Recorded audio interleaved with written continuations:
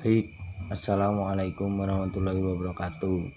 Eh, Sebelumnya perkenalkan, nama saya Muhammad Salifun Najib Wahyu, dengan nomor NIM 12130300098.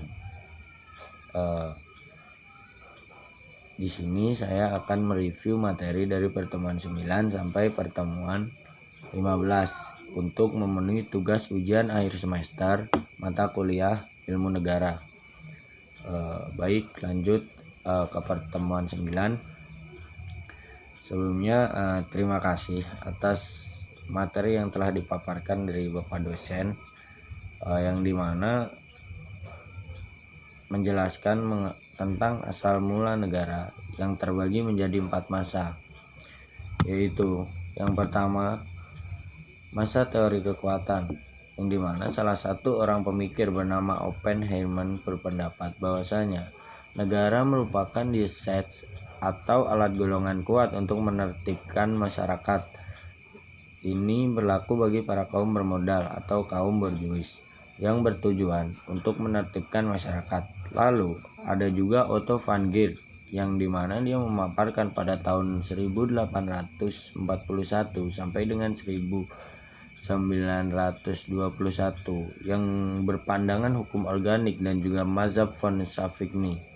Lalu Karl Marx juga memiliki suatu pandangan bahwasanya yang dimana negara berkaitan dengan ekonomi dan juga hubungan antara pemodal juga buruh, yang dimana kepentingan itu kepentingan kaum pemodal atau menengah ke atas untuk menguasai suatu bentuk golongan bawah gitu. Nah, yang kedua masa positivism.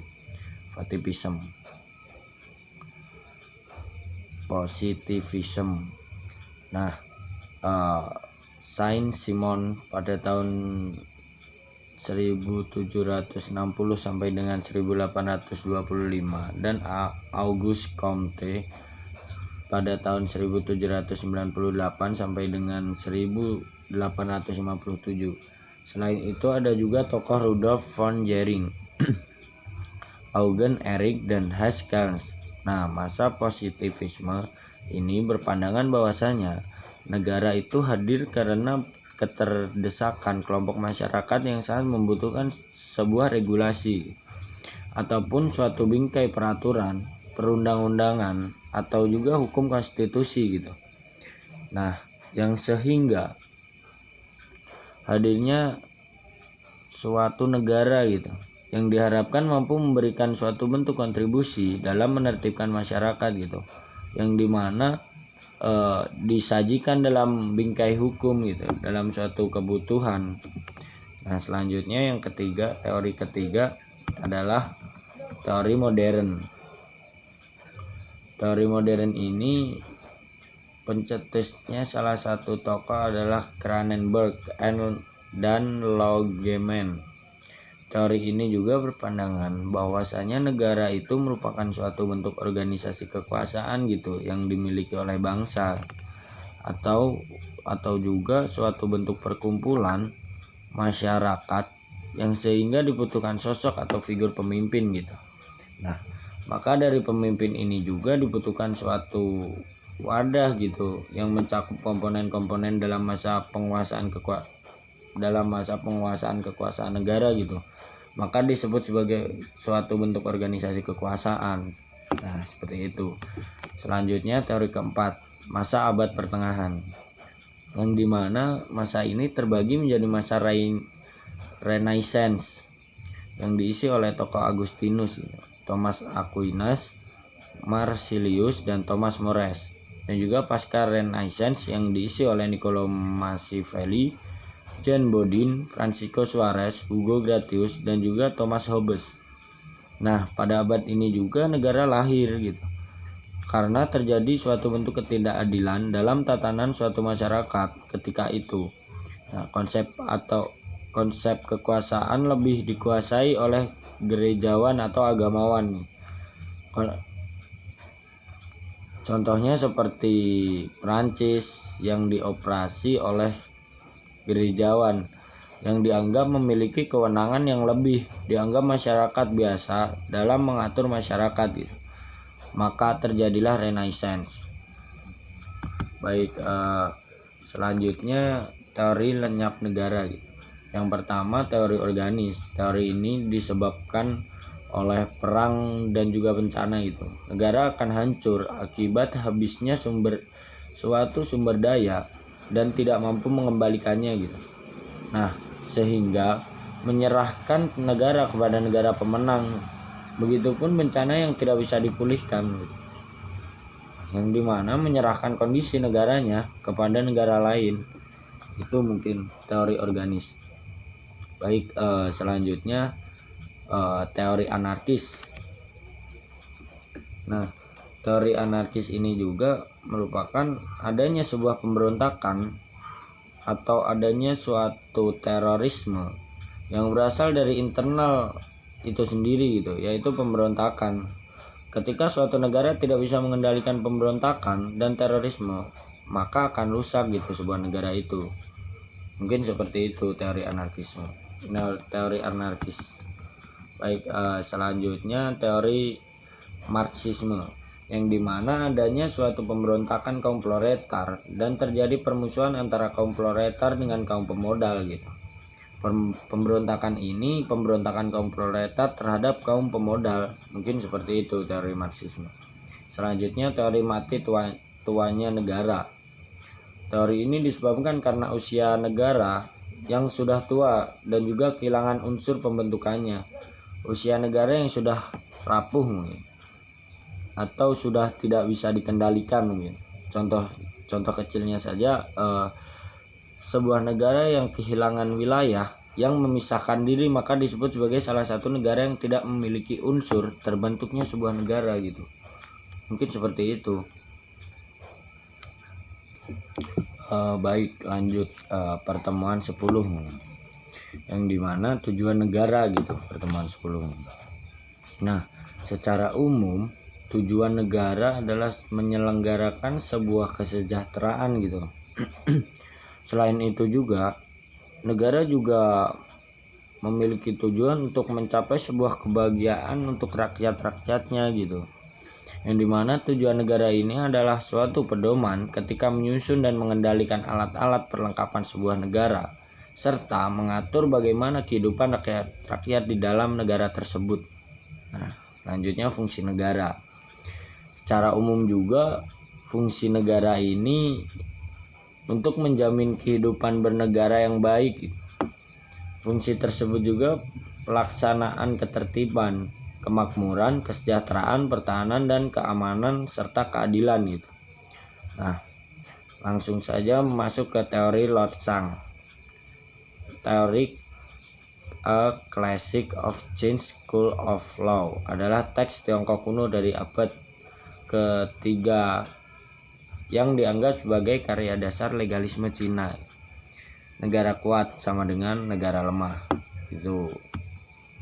Nah, menurut Sang Yang, tujuan negara ini ialah untuk membentuk suatu kekuasaan negara gitu. Menurut Sang Yang juga perbedaan tajam antara negara dan juga rakyat akan membentuk kekuasaan negara gitu.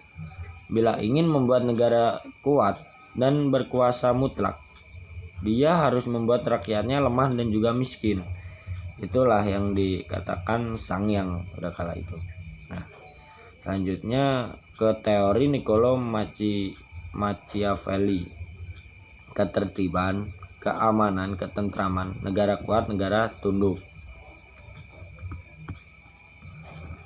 Nah, teori Machiavelli ini tentang tujuan negara yang dikemukakan dalam bukunya Dua Prinsip atau Kepala Negara. Nah, menurut Machiavelli, tujuan negara ini adalah untuk memupuk suatu kekuasaan guna mencapai kemakmuran rakyatnya gitu. Yang dimana pemerintah sebagai teknik memupuk dan juga menggunakan kekuasaan gitu dengan benar. Itu menurut teori Machiavelli seperti itu.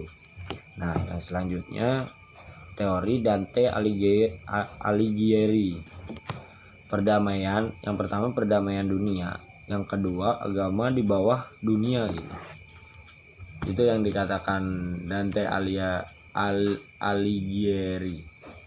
Nah, Dante Alighieri ini mengemukakan bahwasanya tujuan negara itu dalam bukunya yang berjudul De Monarchia Libri 3 menjelaskan untuk mewujudkan perdamaian dunia akan terwujud apabila semua negara merdeka gitu, meleburkan diri dalam satu imperium di bawah kepemimpinan seorang penguasa tertinggi gitu. Nah, seperti itu. Selanjutnya teori John Locke, perlindungan HAM, teori John Locke. Nah, menurut John Locke, tujuan negara ini adalah untuk memelihara dan juga menjamin terlaksananya hak-hak asasi suatu manusia yang tertuang dalam perjanjian masyarakat. Nah, gitu.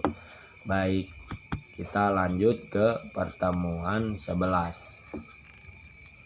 Tujuan dan fungsi negara 2. Nah, ya langsung saja masuk ke teori yang pertama, Immanuel Kant. Immanuel Kant ini berpandangan bahwasanya fungsi sebuah negara diantaranya untuk membebaskan masyarakat gitu dari sifat diskriminatif atau keterbatasan, yang dimana memiliki arti memberikan hak keleluasaan warga negara untuk mengekspresikan apa yang menjadi kehendaknya dan juga aspirasinya gitu. Nah, yang kedua, menurut pandangan paham sosialis. Pandangan paham sosialis ini juga tidak jauh beda gitu dengan Immanuel Kant, yang dimana dia lebih menekankan kepada aspek sosialnya.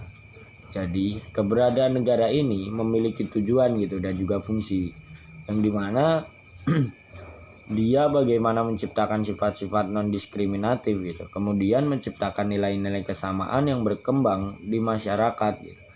Nah, sehingga tidak terjadi lagi adanya kelas-kelas sosial di antara masyarakat itu sendiri gitu. Baik, selanjutnya menurut pandangan paham liberalis kapitalis. Nah, paham ini juga merupakan suatu bentuk antitesis terhadap sosialis.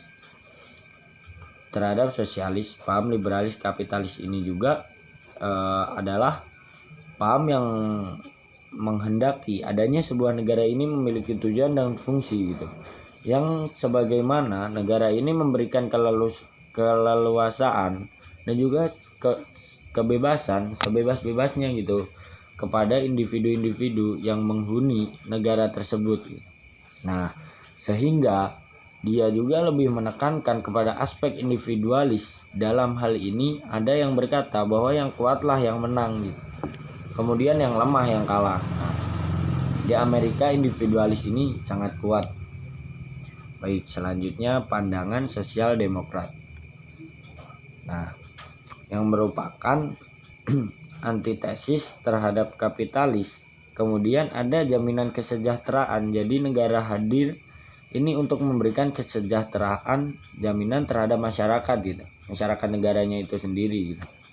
Nah, yang bagaimana menciptakan kesejahteraan dan kedamaian, mungkin seperti itu.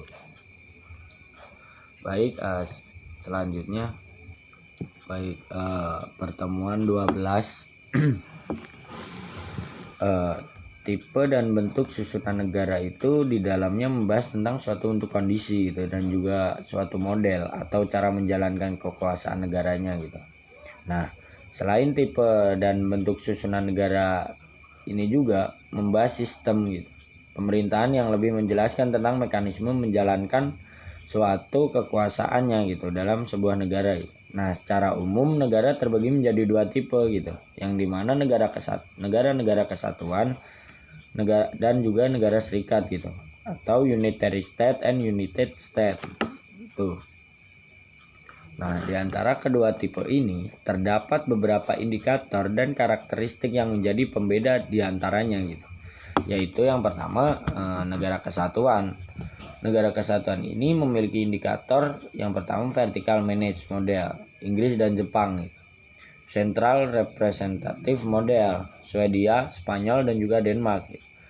Unification model, Belanda, dan yang terakhir mixed model, Prancis. Nah, ada 5 karakter negara kesatuan di dalamnya gitu, yaitu yang pertama hanya ada satu konstitusi yang berlaku di seluruh negara yang bersangkutan gitu. Yang kedua, ada satu pemerintahan di tingkat pusat yang berdaulat. Nah, yang ketiga, seluruh penduduk hanya mempunyai satu kewarganegaraan. Yang keempat, satuan pemerintahan lokal yang merupakan subdivisi pemerintah pusat. Nah, dengan wewenang kepala daerah yang bersifat absolut.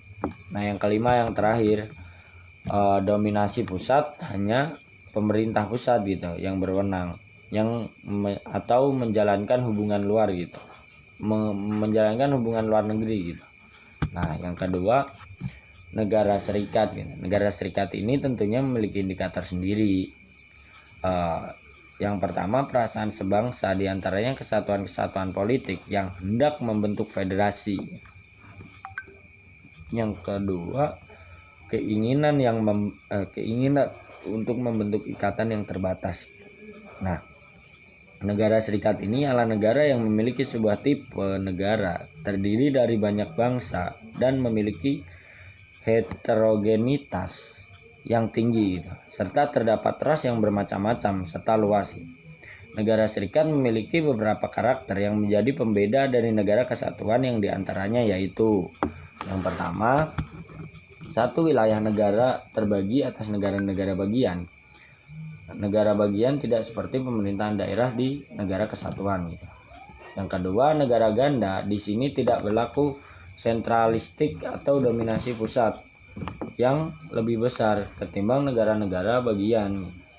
Negara bagian ini memiliki hak pada kewenangan yang lebih daripada pemerintahan daerah gitu dalam suatu bentuk negara kesatuan. Nah, yang ketiga, hubungan antara pemerintah federal dengan pemerintah daerah gitu yang bersifat koordinatif dan kooperatif, atau kewenangan bersifat eksklusif, susunan pemerintahan kewenangan untuk menetapkan perpajakan, kebutuhan kerja sama amat minimal. Nah, itu. Baik, selanjutnya lanjut ke pertemuan 13, yang dimana membahas suatu bentuk dan juga sistem pemerintahan gitu. Ada 4 kategori aspek pemerintahan gitu. Nah, bentuk pemerintahan yang pertama, autokrasi, yang dimana dikelola oleh satu atau sedikit orang namun memiliki kendali yang cukup besar gitu dalam pemerintahannya. Autokrasi ini juga biasanya dibandingkan dengan oligarki, yang dimana kekuasaan oleh minoritas atau disebut kelompok kecil, dan demokrasi kekuasaan oleh mayoritas oleh rakyat. Nah, yang kedua, oligarki. Oligarki ini merupakan suatu bentuk pemerintahan kekuasaan yang politiknya secara efektif dipegang oleh kelompok elit kecil dari masyarakat gitu. Baik dibedakan menurut kekayaan, keluarga, atau juga militer gitu. Nah, yang ketiga, monarki. Nah, monarki ini merupakan suatu bentuk jenis pemerintahan gitu yang dipimpin oleh seorang penguasa monarki, atau juga bisa dibilang kerajaan gitu, yang bentuk pemerintahannya tertua di dunia gitu. Negara ini dipimpin oleh raja, kaisar, syah, ataupun ratu gitu, yang berganti secara turun-temurun dan juga berlangsung seumur hidup gitu. Nah, yang keempat, republik. Republik ini pemerintahan yang memang dikendalikan oleh masyarakat dengan dipimpin oleh presiden gitu. Jadi itu.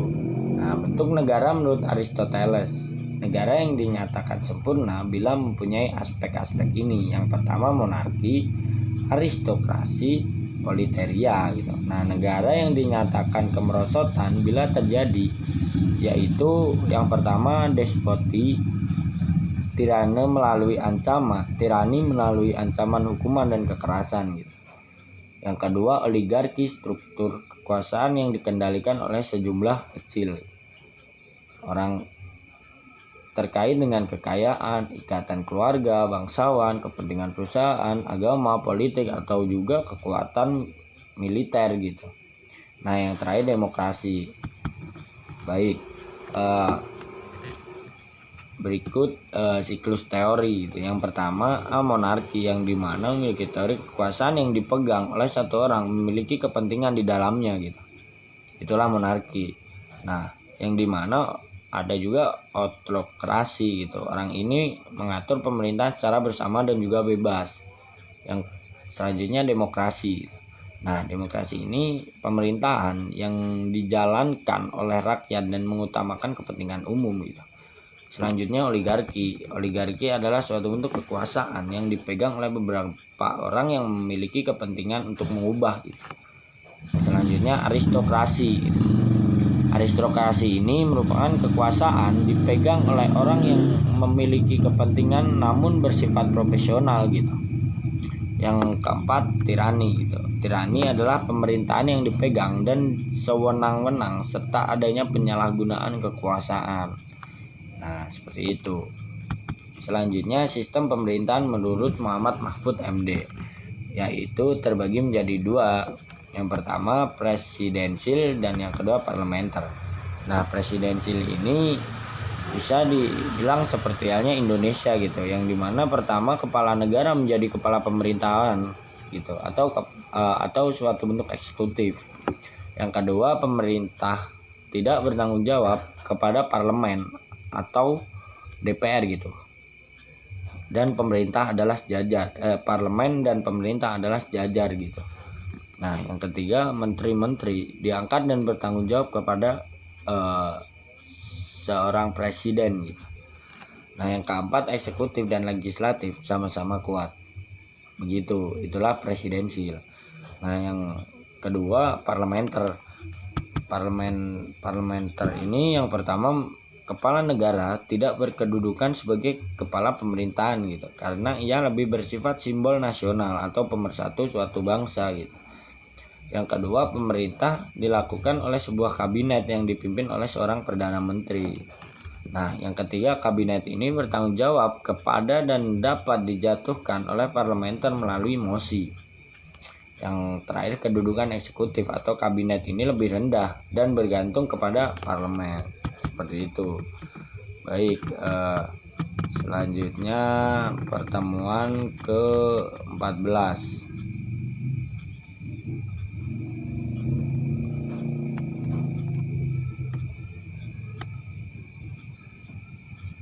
Pertemuan ke-14 menceritakan, menerangkan di mana negara autokrasi dan demokrasi modern gitu. Yang pertama, autokrasi modern.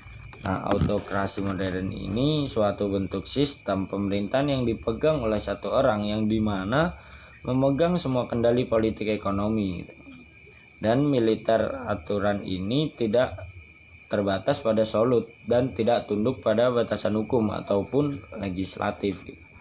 Nah, dan dalam bahasa Yunani kuno ada dua kata, yaitu autos yang berarti diri dan kratos yang artinya kekuatan gitu. Nah, karena kalau digabungkan kekuatan yang dipegang oleh seorang diri atau satu orang, itulah autokrasi gitu. Seperti itu. Nah, sedangkan demokrasi ialah kebalikannya daripada autokrasi gitu, yaitu tidak bisa dipegang oleh satu orang gitu, dan setiap individu memiliki hak dan kekuasaan karena menjadi kedaulatan rakyat, sehingga lebih mementingkan kedaulatan umum dan kebersamaan rakyat gitu. Nah, terbentuknya kedaulatan umum ini karena situasi dan